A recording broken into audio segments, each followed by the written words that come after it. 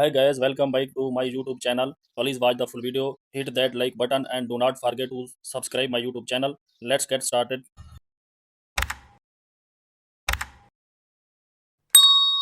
Open the pixel lab, select the import button.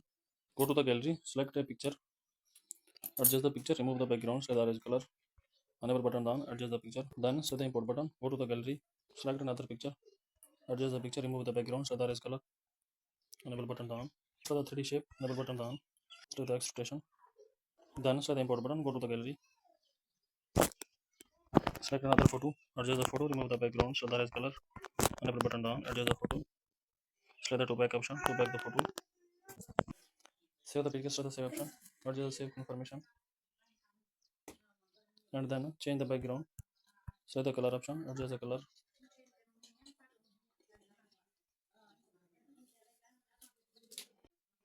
Please like the video and subscribe the channel.